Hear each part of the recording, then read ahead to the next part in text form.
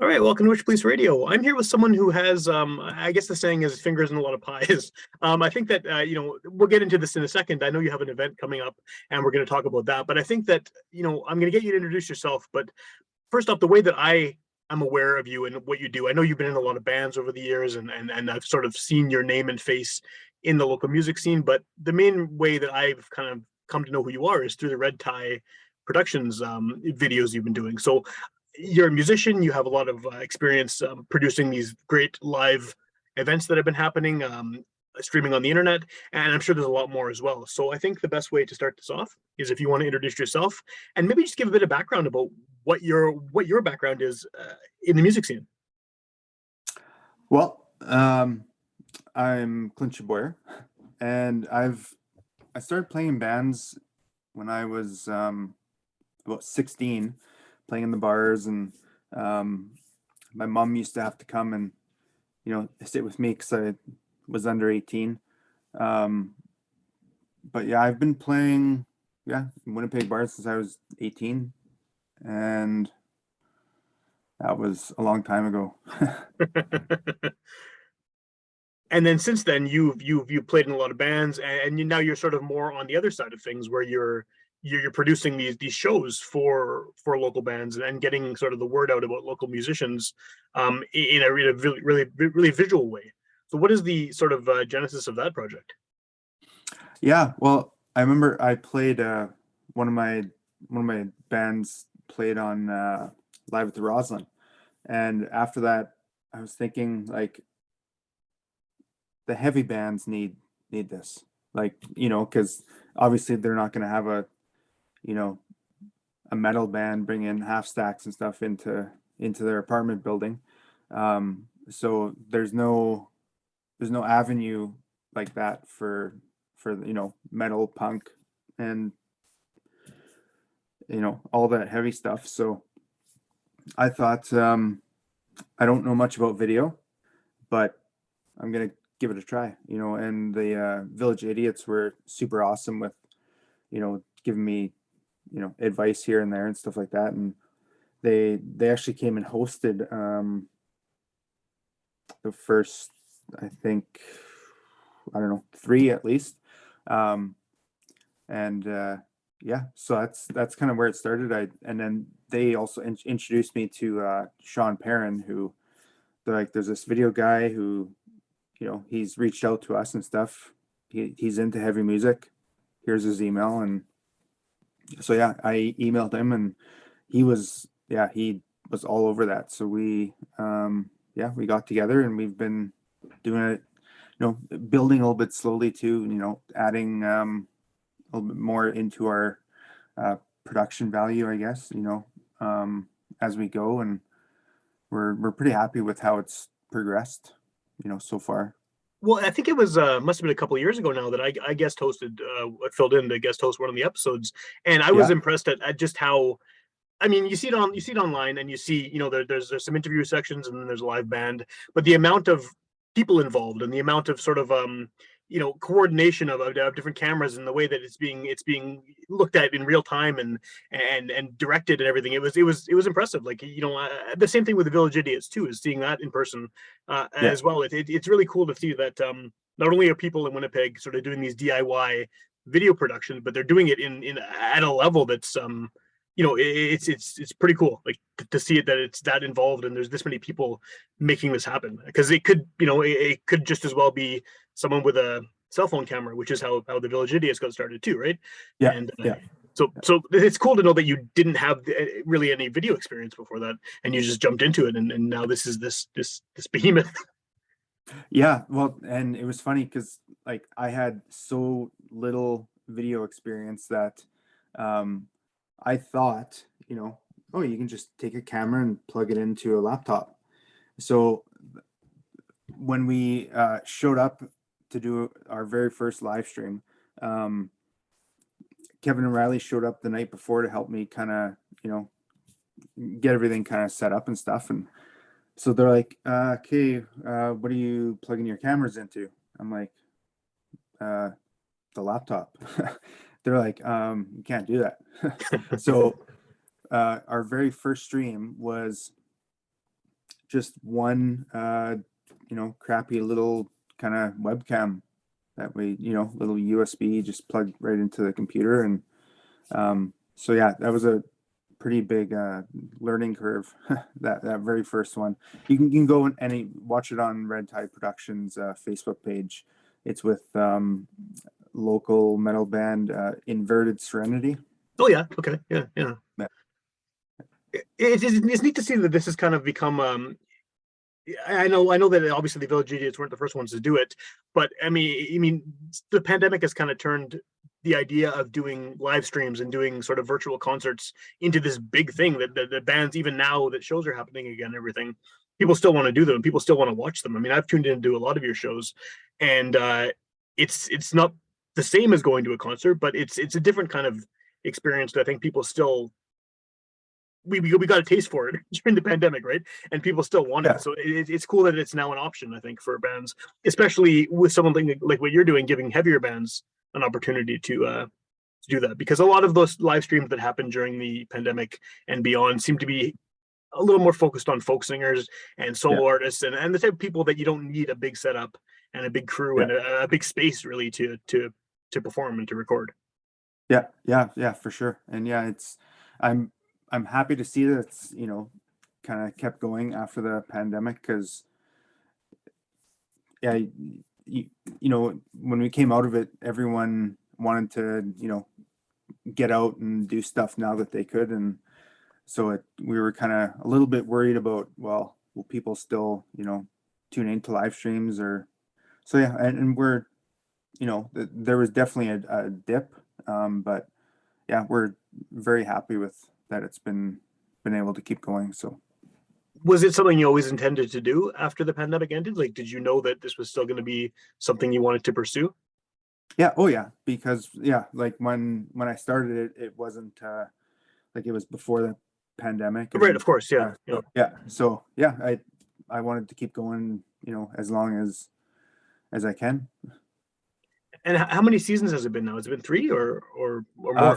four, Four four. seasons. Okay, okay. Yeah, we just finished our fourth. Uh, Season one was only 3 episodes, and then the rest have been they're all 6. And when does the next season start? Like, what is your sort of shooting schedule for these? Well, we're October or November, we start, and then we go one a month for 6 months.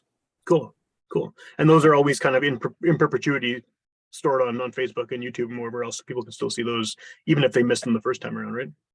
Yeah, we have every episode is up on Facebook, and quite a few of them are up on YouTube.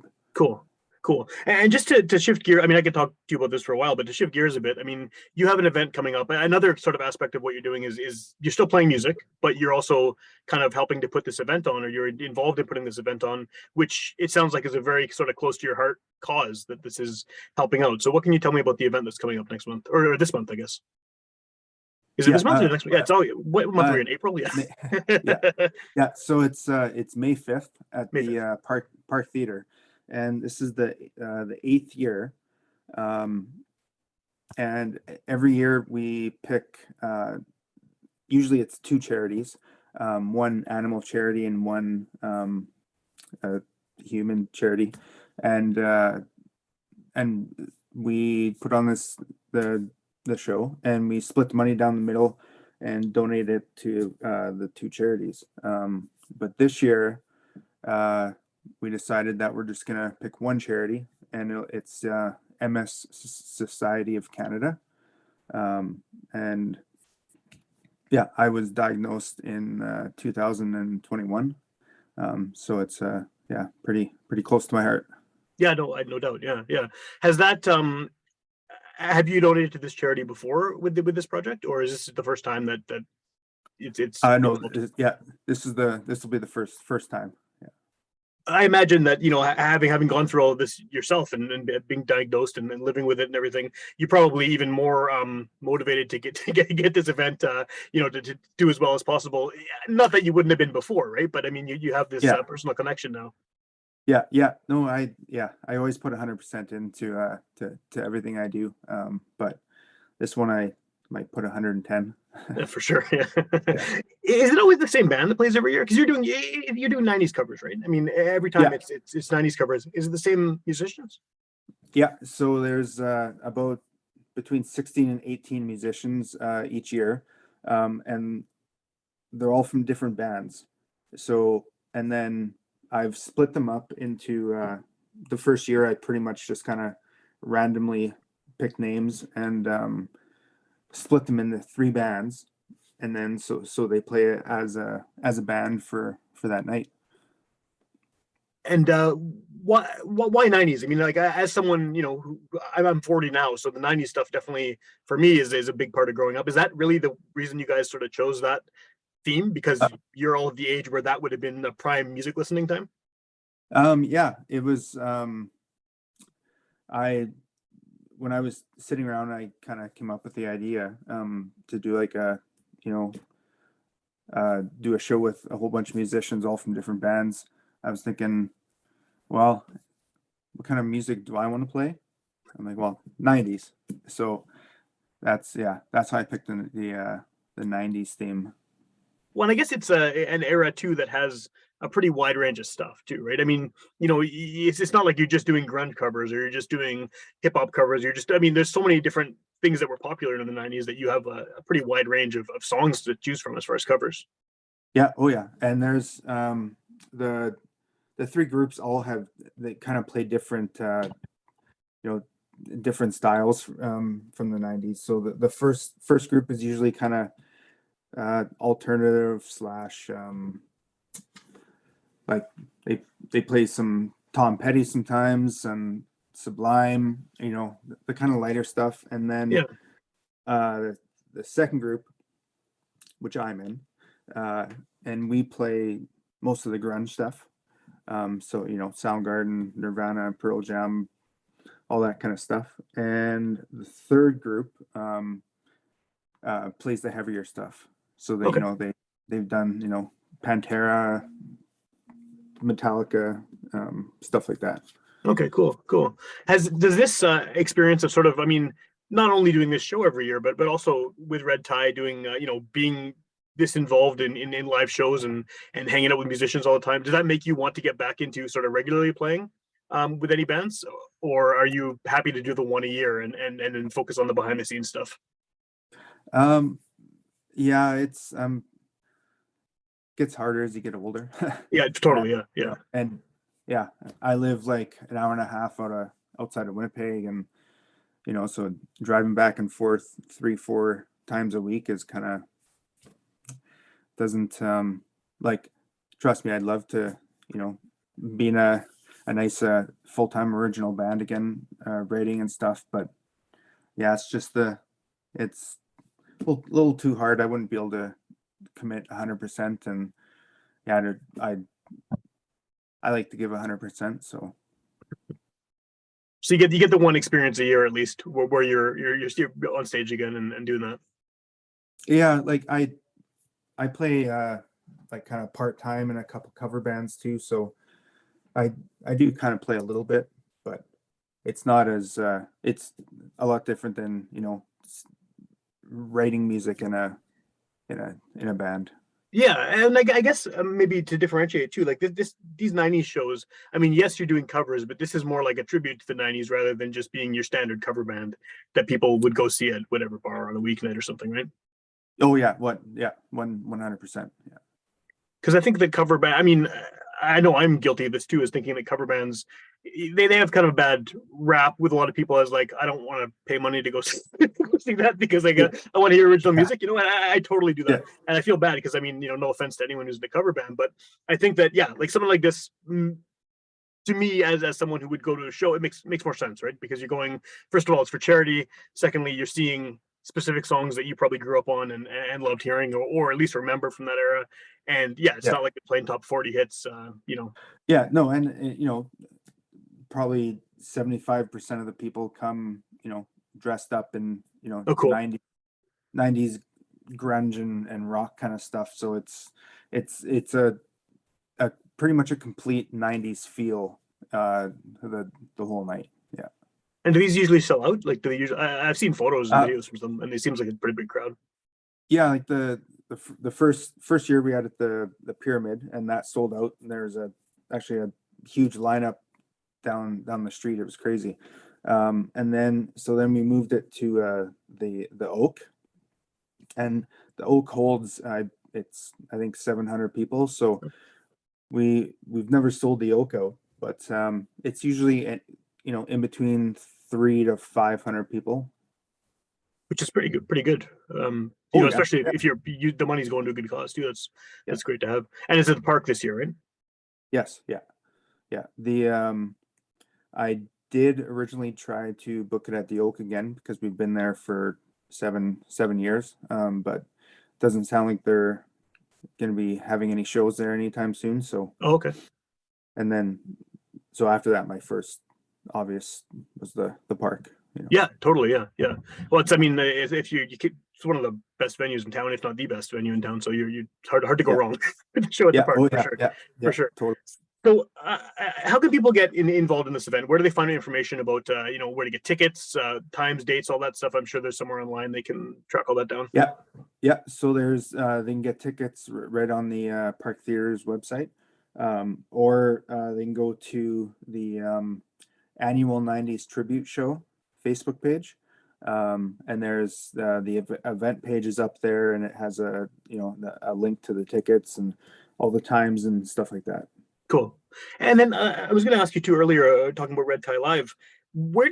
How do you choose the bands that appear on the show? Because like you said, you're doing one a month, and you've done 4 seasons now. A lot of different artists have been on the show and representing a lot of different heavier styles of music. Like, Yeah. are you seeking out bands to contact you about this, or do you have sort of a list of bands that you, as a group of people producing the show, are going for? Well, at the start, it was pretty much we would just pick the bands. Well, for season one, it was pretty much just me, and then Yeah, after that, it was me and Sean. And but and then as the seasons have gone on, we've had more bands start to contact us like every season. This season we probably could have did 50 episodes. It was pretty crazy with people actually reaching out and contacting us. that's great. And yeah, it's awesome. And so and then so me and Sean try and kind of not have the same style of music the whole season. So we'll try to split it up and have one or two punk bands and one or two rock, and then you know a couple metal bands. And so as the we basically just sit down and pick you know who we'd want us to give it, kind of give an opportunity to, and who would we personally like to see too, or Yeah, of course, um yeah. and it like if a band they just put out a single, or they're about to put out an album, we'll try and pick those bands too, so that we can help get their new content out there. Yeah, get the word out, time it around. I do that with the podcast too. If someone's got Yeah, something happening, I try to get them on reasonably within the time frame for sure. Yeah, yeah. yeah. Is there sort of a dream band that you guys would like to get, as far as someone from Winnipeg that hasn't happened yet? Propaganda. Yeah. Well, well, and that's a cool one to mention too, because I mean the place that these are being shot at Yeah, is I mean they I don't know if they still use it, but I know they did use that space for some yeah, rehearsals, and there's a photo in the liner notes of one of the records with them in that space, and yeah, it's kind of cool because it's instantly recognizable for people who've listened to that record a million times, myself included, and it's like, oh shit, this is this is the yeah, spot they were in these yeah, photos. So yeah, it's pretty cool. Yeah. How did you yeah. choose that location? Well, it's that's sorry.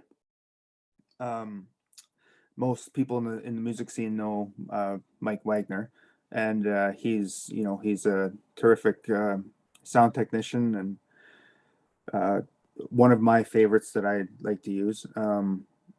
So he has that's his space. Okay. He rents it out to bands to rehearse and stuff like that. So, and he does recordings there too, and it's a fair size, and we needed a place, so it was kind of a no brainer, and to have Wags actually doing sound on it too that's a huge bonus. Yeah, that helps, right? Yeah, and I Yeah. guess it's set up too in a way where I mean, you do have people there watching the show as well and hanging out, and there's sort of a small intimate crowd there, and it's really set up well for the band to be in one spot and the crowd to be watching for like it's not a stage necessarily, but the layout of the room works really well, I think, for what you're trying to do with the performances. Yeah, no, I agree totally. There's, has huge windows on along one whole wall, which is perfect for the lighting, and it has Yeah, that little 2 foot up a little raise in the floor there, which is perfect for the put the drums on, and then it has the spare room on the side where all the tech stuff can be. So yeah, no, it's perfect. do you have anyone figured out? I mean, you don't have to tell me who it is. I'm sure you're gonna wait to announce your lineup for the next season. But have you already started working on sort of figuring out who the bands are going to be to appear on the next ones? Not like we haven't sat down to talk about it or anything, but we do have two bands already that are confirmed for next season. Oh, cool, cool. Yeah. So, what's the best place for people to find this stuff? I know you mentioned earlier that it's on the Facebook page. There's some of it on YouTube. Would you prefer people going to the Facebook and watching it on there? Is that kind of the main hub for all of the Red Tie stuff? Yeah, we post links to anything we have up on YouTube. Most of it gets shared on Facebook too. Well, and I guess also you not only do you have the performance and the interview happening live, but you have these cool pre-interviews too that happen just to kind of like preview who's going to be on the show. And those, it looks like this year you had them in a different spot. Like you were doing them at Torque for a while, and then now this looks like some kind of a studio setting. What was the location for this year? Yeah, that's one of our sponsors, Sugar Cube Studios. Okay. They're on Marion, and actually for any old musicians that remember Major and Minor that used to be on Marion, that's the building that it's Oh, in. cool. Okay. Okay. Yeah, I remember walking in there going, wow, I bought drumsticks from here when I was like 13 years old. Yeah. Yeah. Oh, that's cool. Everything changes, but it still kind of stays the same. It's all it's all still Yeah, connected in this weird incestuous music scene we have in Winnipeg. yeah, oh totally, yeah. Awesome.